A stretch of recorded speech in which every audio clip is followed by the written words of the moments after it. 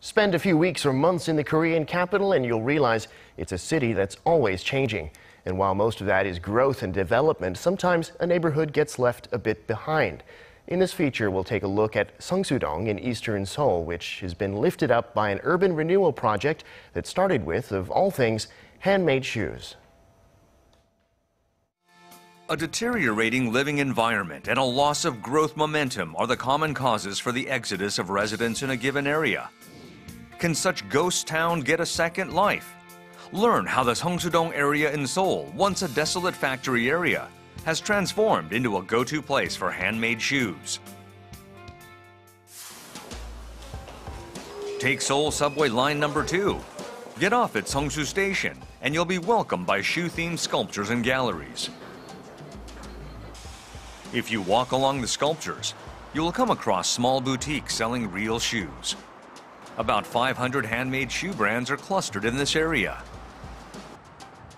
Hong-sik is a shoe master with more than 50 years of experience in shoemaking. He is living proof of the legacy of Seongsu-dong, which was once an industrial town of shoe factories. About 70% of Korea's shoe industry infrastructure was clustered in Seongsu-dong, from materials, craftsmen to factories. There was a huge shoe boom in the 1970s. Seongsu-dong's strip of shoe shops started to gain popularity as early as 1950s. Later in 1964, the district was designated as a semi-industrial zone. However, handmade shoes made way for ready-made shoes from factories. From the 1980s, factories in Seongsu-dong began losing ground with the immense popularity of sneakers. The economic activity that supported the neighborhood failed, and residents started to pack up and leave. The area was in desperate need for a change. In 2014, the district was included as part of the urban regeneration project by the Seoul metropolitan government. The project was aimed at reviving the decaying neighborhood and restoring its economy to its former glory. Residents know their community more than anyone else. The project is led by a community council consisting of residents. The goal of the Seongsu Urban Regeneration Project is to create a clean and livable neighborhood and rebuild a community where residents can get along with one another. The residents decided to introduce an analog feel to bring back the legacy of a handmade showtown. Remaining shoe factories set up a joint retail shop to cut down on distribution costs and offer competitive pricing. About 10 factories teamed up to form a community-based company. The variety is really wide and all sorts of styles, so I felt like I could make any choice for the shoes.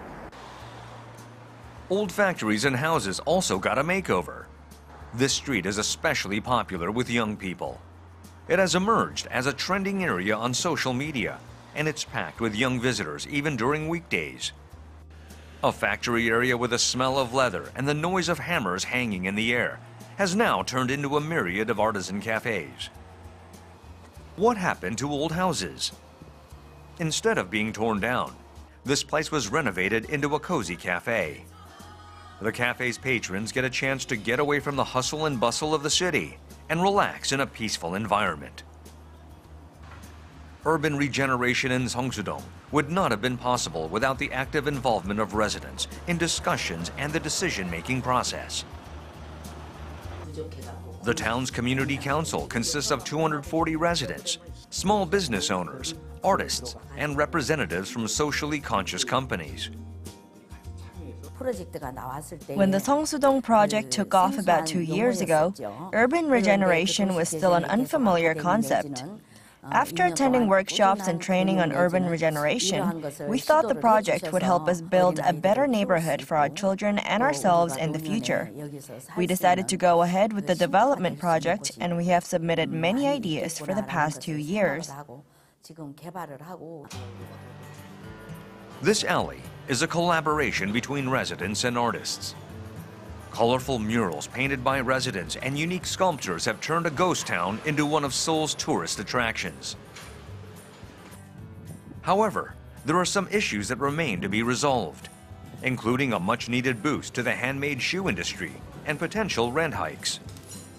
Residents and the Seoul government cite creating a sustainable growth engine as the ultimate goal of the project.